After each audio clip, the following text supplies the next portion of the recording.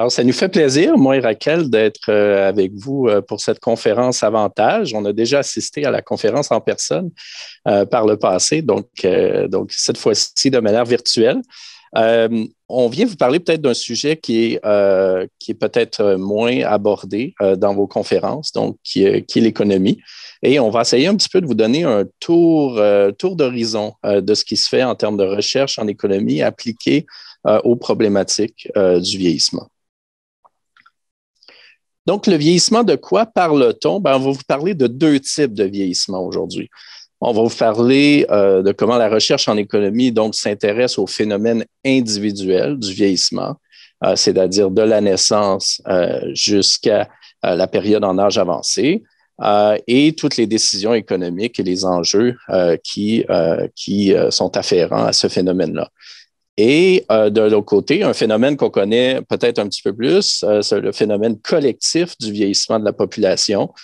Et bien sûr, on peut le voir de différentes façons, mais ici sur le graphique, on voit bien que les 65 ans et plus, donc, sont en très grande augmentation depuis plusieurs années et bientôt, les 85 ans et plus, on voit une hausse substantielle du nombre de personnes dans ces âges-là, tandis que la population, disons, de 20 à 65 ans est plutôt en stagnation là, depuis quelques années. Donc, on va vous parler de ces deux phénomènes-là et comment l'économie s'applique ou étudie ces questions-là. Et la question qu'on peut se demander, qu'est-ce que l'économie a à faire avec le vieillissement? Il y a aux deux niveaux, il y a des questions très importantes et d'intérêt qu'on associe peut-être des fois un peu moins à l'économie, mais qui sont très importantes. Donc, au niveau de la personne, comprendre comment les individus prennent des décisions économiques et financières au cours du cycle de vie pour accompagner le vieillissement. Et là, il y a toutes sortes de décisions qu'on peut regarder, donc des décisions d'épargne, des décisions financières, donc d'assurance, d'endettement, les décisions reliées à la transition vers la retraite et des décisions qui ont attrait à la santé, c'est-à-dire les soins de santé. On peut aussi inclure les comportements en prévention et la perte d'autonomie, donc toutes les décisions afférentes, les grandes décisions qu'on doit prendre au cours de notre vie. Donc, l'économie va s'intéresser à comprendre comment les individus prennent des décisions en utilisant toutes sortes d'outils, vont aussi s'intéresser à essayer de voir qu'est-ce qui est dans l'intérêt des gens en termes de bonnes décisions, donc essayer de qualifier ce qui pourrait être important de faire. Et finalement, s'il y a une différence entre ces choses-là, donc si on voit que les gens ont de la difficulté à prendre certaines décisions, prennent parfois peut-être des décisions qui vont mener à des conséquences financières qui ne sont pas toujours positives, à ce moment-là, essayer de trouver des outils, des façons d'intervenir pour aider les gens à ce niveau-là. Et d'un autre côté, on a au niveau collectif, donc l'économie s'intéresse à mesurer comment le vieillissement affecte l'économie et analyser comment l'État, entre autres, peut garantir dans ce contexte-là des services répondant aux besoins de la population, sans nécessairement créer des inéquités au niveau intergénérationnel, et on reviendra. Donc, on a orienté cette présentation sous ces deux angles-là, donc le niveau de la personne, qu'on appelle souvent le niveau un peu plus micro, et le niveau collectif, le niveau un peu plus macro. En ce qui concerne le vieillissement personnel, je vais me concentrer dans quelques facteurs qui peuvent affecter notre finance et nos enjeux financiers. Je vais commencer pour un facteur que c'est maintenant, on doit prendre en compte que l'espérance de vie est plus longue aujourd'hui qu'avant. L'espérance de vie, par exemple, si on regarde les graphiques à droite, l'espérance de vie pour une personne de 65 ans, elle est avancée, elle est plus élevée maintenant qu'avant. Et c'est la même chose pour les hommes que pour les femmes. Par exemple, si on prend en compte une personne qui est née en 1900, ça c'est la barre bleue, et on les compare à une personne qui est née en 1970, que c'est la barre jaune, on peut voir qu'il y a une augmentation de notre espérance de vie pour cette range d'âge. Pour mettre un exemple, par exemple, en 2015, un homme de 65 a une probabilité d'arriver à l'année de 90 de 40%, pendant qu'une femme, il a les 52%, c'est-à-dire on a une grande probabilité d'arriver à un âge très avancé. Pourquoi c'est important? C'est important parce qu'on doit prendre en compte que notre planification dans notre finance, il doit prendre en compte qu'on va vivre plus longtemps, qu'il y a un risque de longévité. Et ça, c'est important parce que maintenant, on doit voir comment on va dépenser nos épargnes en prenant en compte qu'on va vivre plus longtemps. Aussi, il y a un autre facteur, c'est que on vivra plus longtemps, mais ça ne veut pas dire qu'on va être en santé tout le temps. Alors, il faut prendre en compte aussi que, sauf par exemple pour les maladies chroniques, sauf pour la maladie cardiovasculaire qui descendrait dans les temps de 2001 à 2018, le reste des maladies chroniques, il y a une augmentation. Alors, qu'est-ce que ça veut dire? Ça veut dire qu'on doit prendre aussi en compte qu'on va avoir une perte d'autonomie parce qu'on va être pire santé. Et ça, c'est en fait de quelle façon? Ça fait dans le sens que oui, que c'est vrai qu'on a des assurances qui sont couvertes pour les régimes, mais il n'y a pas toutes les assurances, par exemple, tout ce que c'est par rapport à la perte d'autonomie ou tous les soins de longue durée à domicile, ils ne sont pas couverts pour nos assurances. Alors, on doit prendre en compte ces risques financiers et planifier bien notre épargne. D'autre côté, il faut prendre en compte aussi que ces vieillissements et ces espérances de vie, ce n'est pas égal pour tout le monde. Il y a des inégalités. Alors, par exemple, si on prend les différences de l'espérance de vie pour une personne à 50 ans et on compare entre les personnes qui, au long de sa carrière de vie, ils ont eu des hauts revenus par rapport à des personnes qui ont eu des bas revenus au long de sa carrière, on voit qu'il y a une grande différence. Et aussi une grande différence entre hommes et femmes. Par exemple, si on compare une femme qui, au long de sa carrière, il a gagné de hauts revenus, il va vivre presque 4 ans plus qu'une femme qui, au long de sa carrière, il a eu des bas revenus. Et pour les hommes, c'est encore plus, il y a plus de différence parce qu'il y a 8 ans entre un homme qui gagne au long de sa carrière des hauts revenus par rapport à des bas revenus. Alors, il faut prendre en compte qu'il y a des inégalités aussi de la façon comme on vieillit. Alors, comme vient de le dire Raquel, ces différences-là sont très importantes à 2 niveaux, au niveau financier, au niveau de l'accumulation, donc au niveau de l'épargne, la préparation de la retraite. Si on doit vivre plus longtemps et si les régimes de retraite ne peuvent subvenir complètement à nos besoins, ben, il faut épargner davantage. On pourrait aussi vouloir travailler plus longtemps si on est en bonne santé. Et aussi, il y a des enjeux de décumulation, donc c'est-à-dire à la retraite, comme le dit Raquel, la probabilité de vivre jusqu'à l'âge de 90 ans est quand même très élevée, près d'une chance sur 2 pour une femme. Donc, il faut réfléchir à ça quand on réfléchit, quand on planifie à la fois notre retraite et aussi à la retraite, donc quand on planifie comment on va utiliser notre épargne. Pour vous donner un exemple, et ça, c'est toujours très important de le mentionner parce que c'est souvent mal compris. Notre système de retraite, qui est très compliqué, et j'y reviendrai, garantit à ceux qui ont un faible revenu, un revenu à la retraite qui est déjà très élevé. Donc, on voit ici à la droite, ça ici, c'est pour le Québec et le Canada. Donc, quelqu'un qui a gagné toute sa vie environ en moyenne 20 000 $, donc le salaire minimum pratiquement, ben, cette personne-là, ici, elle a 102% donc, de ses revenus qu'elle avait pendant qu'elle travaillait à la retraite, garantis par plusieurs programmes. Donc, il n'y a pas vraiment pour cette personne-là d'enjeu d'épargner, d'enjeu de planifier à ce niveau-là une épargne privée. Et aussi, au niveau de la décumulation, s'il n'y a pas d'épargne à décumuler, ben, il n'y a pas d'enjeu nécessairement par rapport au risque de longévité. Cependant, si on prend à l'opposé une personne qui a gagné 80 000 $ pendant sa carrière en moyenne, ben, cette personne-là va avoir moins que la moitié à la retraite qui est garantie par les systèmes publics de retraite. Donc, si la personne n'a pas été chanceuse, n'a pas eu de régime d'employeur qui a permis donc d'augmenter ce taux-là, ben 45%, ça veut dire un niveau de vie à la retraite qui est beaucoup plus faible. Donc, ça a des implications pour comment on doit épargner en amont, mais aussi à la retraite, si on a accumulé cette richesse et on vient complémenter en quelque sorte les revenus de retraite, ben, il faut réfléchir à comment on va tranquillement décaisser de cette épargne-là pour quand même avoir un niveau de vie qui se maintient et il faut se prévenir contre la possibilité qu'on puisse survivre jusqu'à 90, jusqu'à 100 ans. Donc, planifier jeune et planifier bien, ben, ça implique de connaître ce genre de calcul-là et ça, les économistes vont, avec les actuaires et les gens en finance, vont se concentrer à construire des outils qui permettent de faire ces calculs-là. Et là, ici, vous avez l'adresse vers un calculateur qu'on a mis au point pour pouvoir faire ce genre de calcul.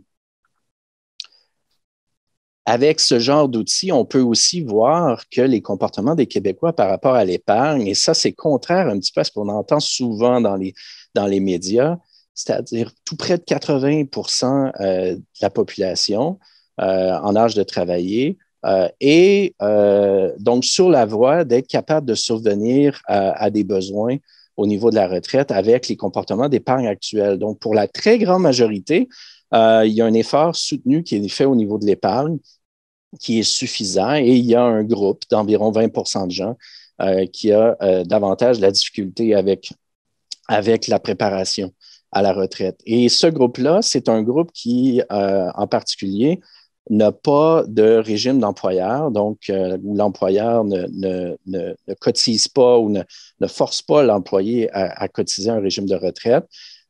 Et donc, c'est chez des gens qui ont des revenus un petit peu plus élevés que la médiane, mais pas tellement plus élevés.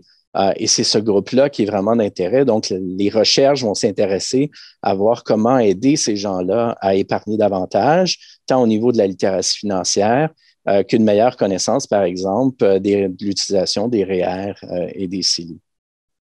Le système de retraite est aussi un système qui est très compliqué au Canada, mais qui est aussi très méconnu. On est allé mesurer au niveau canadien la connaissance qu'ont les Québécois et les Canadiens du système de retraite à travers un outil qui contient 38 questions. Donc, on peut consulter là, sur notre site web à l'Institut Retraite Épargne le questionnaire et les questions. Et les gens en moyenne ont beaucoup de difficultés. Donc, le score global, là, il y a très peu de gens qui obtiennent la note de passage si la note est à 60%. Et beaucoup de gens ont beaucoup de difficultés. Donc, ça veut dire qu'il faut se retrousser les manches aussi au niveau de l'éducation financière pour bien communiquer comment notre système de retraite fonctionne parce que c'est important à la fois en amont pour l'accumulation de l'épargne et aussi pour le décaissement une fois rendu à la retraite. Aussi, il y a une question que les chercheurs on se demande souvent, c'est comment la retraite affecte notre santé. Alors, ce qu'il semble, c'est que les résultats des recherches, ils vont dans une direction positive, dans le sens que, par exemple, quand on prend la retraite, on a moins de probabilité d'avoir de la dépression, moins de stress, et surtout, il y a une augmentation de notre satisfaction générale. Aussi, c'est vrai que les personnes qui se sentent en mauvaise santé ou qui ont un problème de santé, ils se retirent avant aussi. Et cette variation, ça, il y a une variation entre différents groupes. Ce n'est pas la même chose des personnes qui sont dans des occupations manuelles que des occupations cognitives. Et aussi, comme toujours, il y a une différence entre hommes et femmes. Mais la santé comme satisfaction générale, ce n'est pas le seul angle. Il y a aussi ce qu'il y a d'autres, et c'est la suivante diapositive. Ouais, c'est ça. Ce n'est pas tous les angles de la santé, parce qu'il y a des facteurs de santé que, comme on a vu déjà, les maladies chroniques, il y a une augmentation, mais aussi comment notre capacité cognitive, notre mémoire, comment il affecte la retraite dans notre capacité cognitive. Dans ce sens, ce n'est pas un résultat si positif comme la satisfaction générale. Il semble qu'il y a un effet négatif pour les capacités cognitives. Quand, par exemple, en moyenne, les hommes se souviennent à peu près dans les âges plus âgés de 9,6 mots, pendant que, par exemple, les femmes, ils se souviennent de 10,4 mots. Si on compare les personnes avant la retraite et les rappels des mots qu'ils font avant et après la retraite, en général, on voit qu'il y a une diminution de la capacité cognitive. Mais ce n'est pas pour tout le monde la même chose. Par exemple, pour toutes les estimations, il semble qu'il n'y a pas de résultats concluants pour les hommes. Cependant, pour les femmes, c'est assez robuste que les estimations de ce fait de la retraite sur la cognition, sur la capacité cognitive, sont très souvent négatifs. Pour mettre un exemple, par exemple, dans les estimations ici, imaginons une femme qui, avant sa retraite, il fait un rappel des mots de 10,4 mots. Cependant, après la retraite, il va avoir une diminution de rappel des mots de 1,5 mots. Qu'est-ce que ça veut dire? Ça veut dire qu'après la retraite, il va avoir un rappel des mots de 9 mots par rapport avant la retraite qu'il avait de 10,4. Alors, pourquoi c'est important ça? C'est important parce qu'il y a aussi un risque financier, dans le sens que maintenant, quand les personnes ils commencent à prendre la retraite et à vieillir, et il y a ses capacités cognitives, ça va affecter aussi à sa capacité de décision, parce qu'on oublie, parce qu'il y a beaucoup de choses qu'on oublie, parce qu'on n'a pas tout dans la tête. Et ça va affecter aussi à notre décision financière et à notre décision quotidienne, on va avoir une perte d'autonomie. Et ça, il faut le prendre en compte aussi. Alors, c'est une transition, c'est des décisions qui sont très difficiles, la retraite, et donc il y a des conséquences au niveau de la santé. Donc, les économistes aussi s'intéressent à l'effet des décisions économiques sur la santé et à travers différentes méthodes, bien, on est capable ou on est en mesure de s'approcher. Bien sûr, on ne peut pas faire d'expériences randomisées comme en santé, mais on peut s'approcher de méthodes qui sont robustes pour regarder ce genre d'effet-là. Et comme le dit Raquel, ça a des conséquences importantes, à la fois pour le design des systèmes de retraite, mais aussi pour le suivi des décisions financières que prennent les gens. Donc, on a voulu vous donner deux exemples. Et bien sûr, il y aurait énormément d'exemples qu'on pourrait vous donner d'études au niveau individuel du processus de vieillissement. On a voulu vous donner deux exemples avec des conclusions qui sont parfois, qui sont pas nécessairement intuitives, qui sont un peu différentes de ce à quoi on s'attend. Et donc, si on se tourne maintenant vers le vieillissement collectif, ben ça, c'est sûr, on en entend beaucoup parler. Puis maintenant qu'on est dans une phase de vieillissement encore plus actif de la population québécoise et canadienne, ben c'est sûr que c'est un enjeu incontournable. Pourquoi on a ces enjeux-là? Puis pourquoi j'ai mis ici fardeau en guillemets? Parce qu'on va voir tout à l'heure que ce n'est pas nécessairement un fardeau si on s'organise, si on planifie le vieillissement démographique, si on saisit les opportunités qui se présentent à nous. Mais le côté, disons, défi vient en fait d'un fait très simple. C'est que quand on regarde les revenus de travail ici dans le graphique de quelqu'un selon l'âge, ben, on commence à travailler vers les 18 ans en moyenne. On finit de travailler, ou du moins, il y a presque plus de gens qui travaillent rendus dans 65, 70 ans. Et donc, si on veut maintenir un niveau de vie en termes de consommation qui est plutôt constant avec l'âge, et vous voyez la ligne qui est rouge ici, ben c'est clair qu'il va falloir, en particulier si on regarde la portion vers la droite, à la retraite, il va falloir trouver une façon de combler cette différence entre les revenus et la consommation. Et on peut faire ça au niveau individuel, on peut épargner, mais de manière générale, on va trouver que c'est beaucoup plus efficace de le faire par des systèmes de retraite, par des systèmes qui financent les dépenses de santé et ainsi de suite, par les impôts sur le revenu. Et donc, le défi, c'est de financer ça. Et une grande portion de ce financement-là dans nos économies, dans les pays développés, vient de systèmes qu'on appelle par répartition. Qu'est-ce que ça veut dire? Ça veut dire qu'on paie essentiellement tous les services et les revenus de retraite des gens à la retraite avec, dans la même année, les recettes fiscales qu'on reçoit de la population en âge de travailler.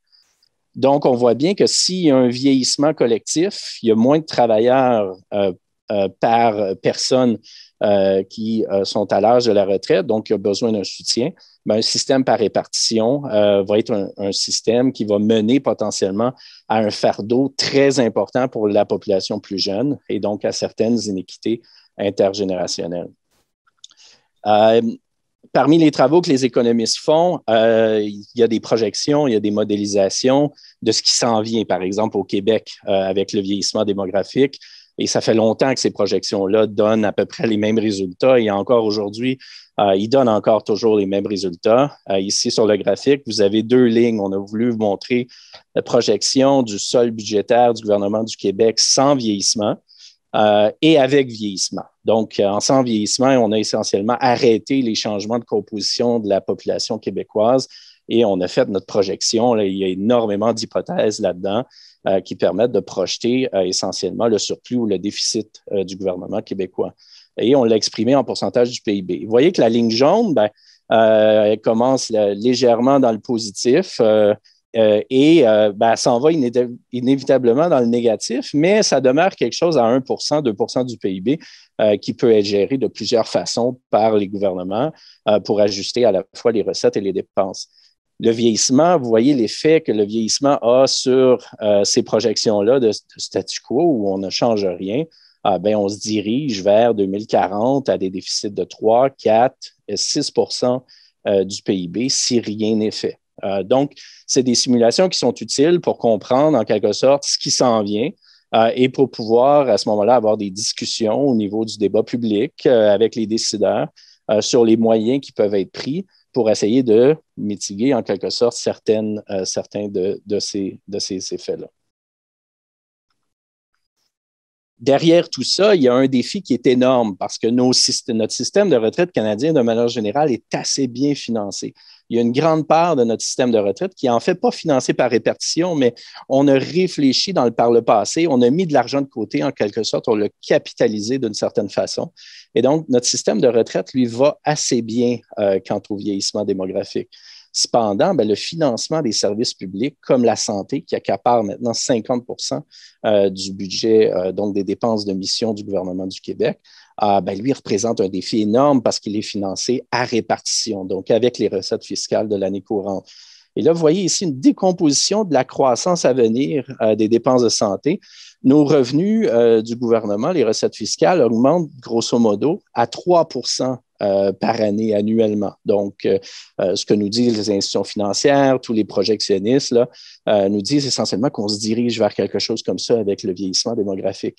Eh bien, si on regarde pour financer la santé, on voit que la croissance de la population n'amène pas beaucoup de croissance de manière générale des dépenses de santé, 0,5 Après, il y a 1,6 additionnel, donc qui nous amène à 2 qui est l'inflation, donc de l'inflation généralisée dans l'économie. Ensuite, on a 1 un petit peu plus qu'1 qui est dû au vieillissement. Donc, le vieillissement lui-même, le fait qu'on a de plus en plus de personnes à des âges un petit peu plus avancés, vient augmenter, mettre cette pression-là additionnelle. Donc, on est déjà avec le vieillissement à 3 qui est à peu près la vitesse à laquelle nos recettes augmentent. Et là, on rajoute tout un ensemble d'autres facteurs, des hausses de salaire, donc dans le secteur de la santé, les technologies, toutes les nouvelles technologies, les prix des médicaments, les nouveaux médicaments, des choses qui ne sont pas facilement, qu'on ne peut pas comprimer de manière facile. Et dans les 25 dernières années, on n'a pas réussi à les comprimer. Donc, de manière générale, ces facteurs-là s'ajoutent pour arriver à une croissance de 5 au total. Donc, ça paraît petit, 5 versus 3 mais quand on cumule ça sur 20 ans, sur 10 ans, sur 20 ans, sur 30 ans, ça mène à des débalancements qui font en sorte qu'il reste moins d'argent pour l'éducation, qu'il me reste moins d'argent pour d'autres services, ou qui implique qu'il faut augmenter les recettes ou faire des déficits additionnels. Donc, c'est ça qui est derrière, c'est une des grandes forces qui est derrière tout ça. Finalement, un dernier exemple qui est celui de la perte d'autonomie, donc qui est un sous-ensemble des dépenses de santé, mais c'est le sous-ensemble qui croît le plus rapidement. Et dans des études récentes, et ça, les économistes, des gens en santé publique peuvent travailler ensemble pour produire ces études-là, on s'est attardé à essayer de faire des projections des besoins en termes de soutien à l'autonomie. Et là, vous voyez ici à la gauche dans le tableau, grosso modo, on a environ en 2020 38 39 000 places en CHSLD. Selon les projections, en 2040, on a besoin de doubler la capacité en CHSLD. À 2050, là, vous voyez, on sera à 100 000 personnes. On a besoin de 100 000 places si on ne change rien, si rien ne change. RIRTF, soins à domicile, vous voyez aussi l'énorme croissance. Si on regarde à droite, la croissance des coûts projetés, là, on passe de tout près de 4 milliards aujourd'hui qu'on dépense pour le soutien à l'autonomie, qui est très important parce qu'il faut donner ces services-là. C'est très important pour la population à ces âges-là. Et là, on augmente à des niveaux de dépenses qui vont être de tout près, presque 3 fois le niveau observé en 2020. Donc, des choix importants. Et là, ben, c'est beau de faire des projections, mais par la suite, les économistes vont s'intéresser ou essayer de réfléchir différentes façons de réorganiser ces choses-là, de changer les formules de financement, de donner les bonnes incitations pour augmenter en particulier notre capacité au niveau des soins à domicile.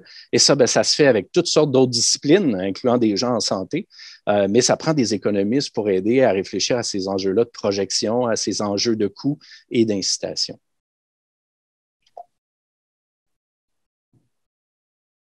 Oui, Pierre-Carl nous a donné quelques exemples où on a des problèmes que, comme société, on va devoir les résoudre, non? Maintenant, alors, je vais toucher un peu des sujets un peu plus positifs, non? De voir que le vieillissement collectif n'est pas nécessairement une mauvaise chose. Et je vais vous pointer un exemple. Bon, normalement, on pense par exemple, la ligne bleue, il va nous donner l'information de comment la population dans son âge moyen, il augmente. C'est-à-dire, il y a plus de personnes qui âgé dans la société. Et on voit que ça augmente. Et même il a doublé. Il a presque doublé au Québec. Alors, on a cette idée de qu'on on augmente notre vieillissement dans notre société. Mais ça, c'est seulement une partie de l'histoire parce que, comme on a nommé avant, l'espérance de vie augmente aussi très rapidement. Alors, ça, c'est la ligne orange. Moi, je la vois orange. Pierre-Carl, il la voit jaune. Je ne sais pas. Moi, je la vois orange. Et si on prend en compte l'âge réel avec une structure constante de la population, on voit aussi que chaque année, on vivrait plus. Et même si on regarde par tranche, aussi, à chaque tranche d'âge, on vivrait plus. Alors, on a la ligne très négative qu'on augmente notre société, elle est plus vieillissante, mais en même temps, on vivrait plus longtemps. Alors, la vraie ligne qu'on devrait regarder, c'est la ligne verte. Pourquoi? Parce que la ligne verte, c'est la ligne qui nous donne les deux composants. On combine les deux tendances. On combine le vieillissement de la population en prenant en compte qu'on va vivre plus longtemps. Alors, qu'est-ce qui nous dit la ligne verte? Bon, l'information, c'est par exemple quelqu'un qui a 65 ans en 2016 a le même nombre d'années de vie qu'une personne qui en 1950, elle avait 50 ans, 54 années. Qu'est-ce que ça veut dire? Que notre âge réel, si on a 65, c'est qu'on a 54. Alors, c'est comme si la population a rajeuni. Alors, ça, c'est un élément positif qu'on devrait prendre en compte. Et l'autre aspect économique, la suivante diapositive, c'est qu'il y a, normalement, on a l'impression que l'économie est affectée négativement pour le vieillissement. Cependant que, par exemple, dans les graphiques de gauche, les évidences des chercheurs, ils voient que quand on regarde la structure d'une population vieillissante, c'est-à-dire les ratios entre les plus âgés et les plus jeunes, par rapport à la croissance économique, il semble qu'il n'y a pas de relation. Et même, on pourrait dire qu'il y a même légèrement à la fin une tendance positive, c'est-à-dire qu'on ne voit pas vraiment qu'il y a en termes de croissance économique un lien négatif avec le vieillissement. Et les mécanismes pour expliquer ça qu'ils donnent les chercheurs, et ça on le voit plutôt dans les graphiques de droite, c'est que si on compare la structure d'âge de la population par rapport à l'investissement en technologie, automatisation et robotique, on voit que les entreprises, à la fin, ils vont s'adapter à cette économie, ils vont investir plus, ils vont faire plus d'innovation, ils augmentent l'automatisation. Et pourquoi? Parce qu'ils doivent faire face à ces raretés de main-d'œuvre à cause de l'ensemble et une population plus vieillissante. Alors, ça, c'est une partie positive dans le sens que l'économie, les personnes et les entreprises, ils s'adaptent à l'économie, à les circonstances de façon positive parce qu'il y a plus d'innovation et ça n'affecte pas négativement à la croissance économique. Et ça, c'est deux points positifs de notre vieillissement collectif. Il y en a plusieurs dont on aurait pu parler. On voulait vous en soulever deux. Et donc, l'idée ici, ce n'est pas de jouer, comme on dirait, au bonhomme 7 heures en termes économiques avec le vieillissement démographique. C'est clair qu'il y a un élément, on ne peut pas se mettre la tête dans le sable. Il faut s'adapter. Il y a des solutions à adopter pour faire face, en particulier au niveau des finances publiques, aux problématiques qui se présentent. Cependant, il y a aussi des opportunités intéressantes, que ce soit en santé ou ici. On parle beaucoup de rareté de main-d'œuvre comme étant une fatalité, mais en économie, tout s'ajuste et les gens s'ajustent éventuellement. On n'a pas nécessairement besoin d'intervention de l'État. Très souvent, les entreprises elles-mêmes, étant donné le contexte, la rareté de main-d'œuvre, vont venir investir elles-mêmes, vont venir faire des investissements. On peut les accompagner dans ces gestes-là. Mais il y a aussi du positif. Donc, on aime aussi retourner les pierres et essayer de voir, malgré certaines idées qu'on se dit, ben, le consensus, c'est que le vieillissement, c'est pas bon pour l'économie. Ben, il y a des côtés positifs, il y a des opportunités intéressantes et l'idée, c'est toujours d'aller voir dans les données avant de se fixer une idée. C'est les données avant l'idéologie, donc d'aller voir un petit peu les faits, qu'est-ce que les faits nous disent. Alors, en guise de conclusion, parce qu'on vous a dressé un portrait rapide de tout ça, beaucoup de chiffres, beaucoup de choses. En guise de conclusion, on espère qu'on vous laisse peut-être avec une vision de l'angle économique du vieillissement qui est davantage positive ou davantage tournée à la fois sur l'individu, mais aussi tournée vers des opportunités intéressantes au niveau macro. Et donc, très souvent, on entend plus parler du vieillissement au niveau économique en des termes négatifs, mais il y a beaucoup de choses à aller regarder à l'intérieur de ces phénomènes-là. Donc, l'accent sur les pressions financières personnelles et collectives, ben, c'est important, c'est essentiel de le faire parce qu'il faut mettre en lumière ces enjeux et en particulier pour le bien-être des personnes et la collectivité. L'économie, ce n'est pas l'étude de la maximisation du PIB. Et ça, souvent, c'est quelque chose qui est ancré un petit peu, malheureusement. C'est l'étude d'essayer de faire de ressources rares du mieux qu'on peut pour maximiser le bien-être des personnes et de la collectivité. Et donc, l'idée, c'est pas de faire du vieillissement un fardeau économique avec lequel il faudra composer une approche très fataliste, mais plutôt de dégager des opportunités, des solutions, et en particulier des solutions qui sont soutenables en génération. On parle beaucoup d'iniquité entre personnes riches et personnes pauvres. On parle d'inégalité entre personnes qui ont des problèmes de santé et pas de problèmes de santé, mais on doit aussi parler beaucoup d'équité entre les générations elles-mêmes. Et on vous laisse sur cette citation-là qui, je pense, résume assez bien notre approche, du moins dans notre groupe de recherche, qui est à la fois de regarder les jeunes, parce que je pense que c'est très important, on n'en a pas parlé ici, mais c'est essentiellement le poumon, c'est ce qui nous donne notre fougue en tant que société, mais il faut aussi s'enrichir de l'expérience et de la sagesse des aînés. Ce n'est pas un fardeau, ce ne sont pas des gens qui sont au crochet de l'État. Il faut d'une certaine façon maximiser tout ce potentiel-là. Et plus on fait des choix en amont, et là, c'est vrai qu'il commence à être un peu tard au niveau collectif, mais on peut encore le faire. Mais plus on fait des choix en amont, les sociétés qui ont fait des choix en amont sont des sociétés qui ont passé à travers le vieillissement démographique d'une meilleure manière et où les gens ont le moins souffert. Donc, on va conclure sur ça. Raquel, je ne sais pas si tu avais des dernières remarques que tu voulais faire. Je pense que c'est souligner cet aspect. Je pense qu'une société comme la nôtre, il doit faire un pas intergénérationnel de dire on va essayer que tout le monde est bien, que nos petits-fils sont bien, que nos fils sont bien, que nos parents sont bien, que nos grands-parents sont bien. Et si on joue de façon collective pour que tout le monde est bien, je pense que c'est ça qu'on doit faire, de prendre tout ça. Et ça, l'économie, il joue un rôle important pour voir quels sont les impacts pour chaque groupe. Merci.